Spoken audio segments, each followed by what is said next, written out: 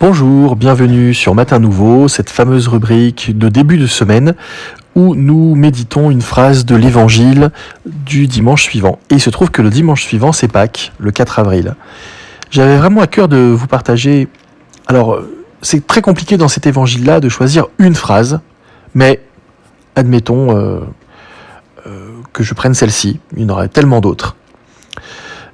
C'est même pas une phrase entière, c'est une moitié de phrase. C'est juste ces 4 mots. C'était encore les ténèbres. C'est incroyable quand on y pense.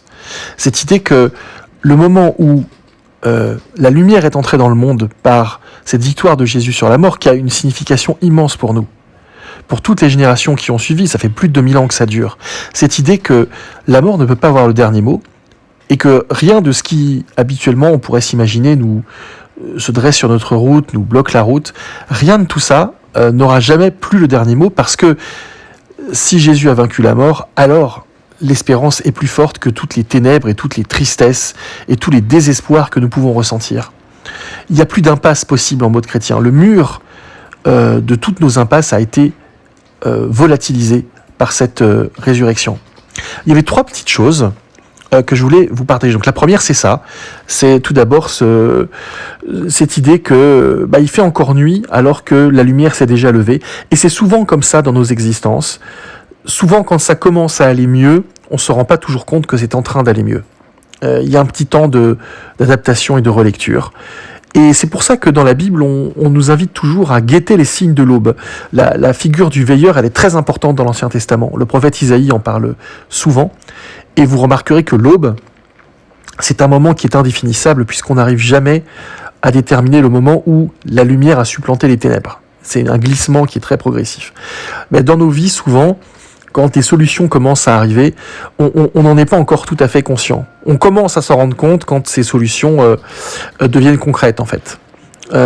Et parfois, il arrive que des solutions à nos problèmes ou du réconfort aient commencé à venir vers nous avant même qu'on les conscientisait. Donc c'est vraiment une invitation à guetter tous les petits signes d'espérance et de réconfort qui sont autour de nous, y compris et surtout quand ça va mal, où on a plutôt tendance à ne pas regarder à l'extérieur, on est concentré sur notre souffrance et on est replié sur soi-même.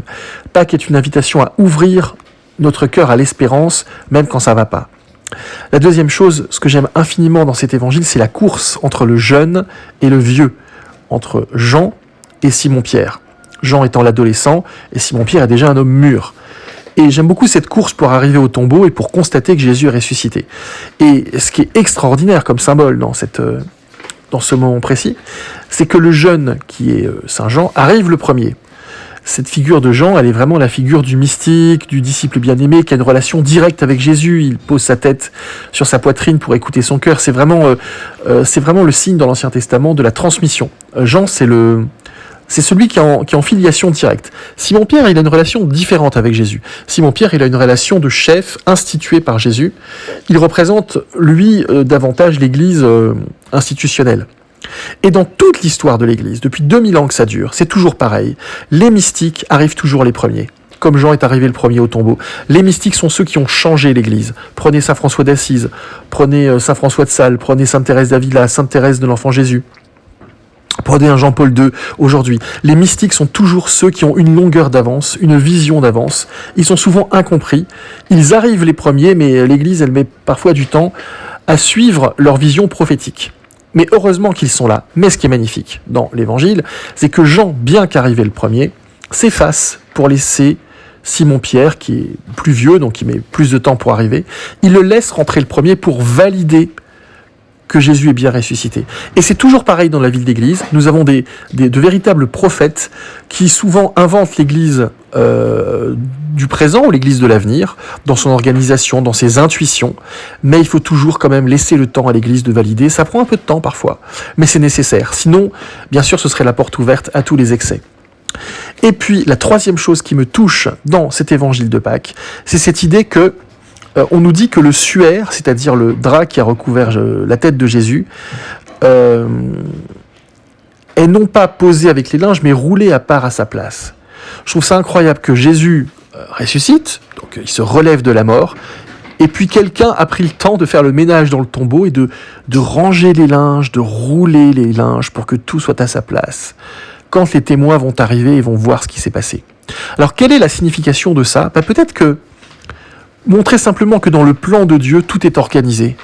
Et que la résurrection de Jésus, c'est pas une espèce de coup de tête ou encore moins un coup de chance. Qu'il y a dans tout ça du calme, de la détermination et un plan mûri de longue date. Il fallait que la mort l'emporte sur la vie. Et il fallait bien montrer que tout ça a été pensé depuis longtemps, en fait.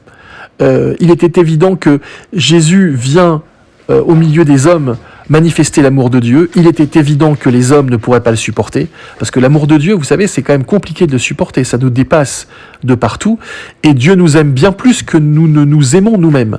Donc la réaction des contemporains de Jésus, elle était tout à fait compréhensible. Il s'est fait rejeter. Un tel amour d'une telle intensité, inimaginable.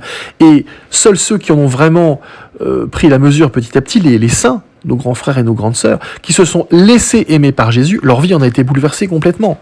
Donc on peut très bien se dire chrétien, se dire catholique, et ne jamais se laisser aimer par Jésus. Aller à la messe tous les dimanches, recevoir l'Eucharistie, et être complètement extérieur à cet amour qui nous transforme. Et la réaction peut être même une contre-réaction d'une violence inouïe, et c'est cette violence que Jésus reçoit. Mais elle était prévisible. Et bien sûr, le projet du Père n'était pas que Jésus souffre, le projet du Père était que Jésus vive et que son amour soit toujours donné de façon inconditionnelle malgré les cris de haine, les crachats et le rejet. Et cet amour, bien sûr, est indestructible, c'est l'amour même de Dieu. Les hommes qui lui infligent la mort ne peuvent pas le détruire, cet amour-là. Et c'est au nom de cet amour-là que Jésus revient vivant.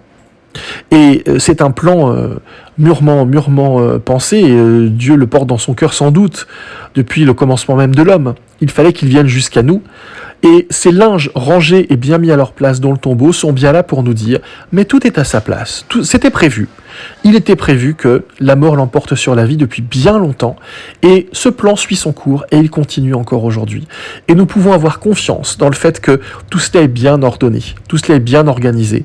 Nous sommes invités, non seulement avec nos émotions et avec notre affect, mais aussi avec notre intelligence, à suivre ce Dieu qui veut nous emmener jusqu'à lui, jusqu'à son éternité. Bonne fête de Pâques à tous.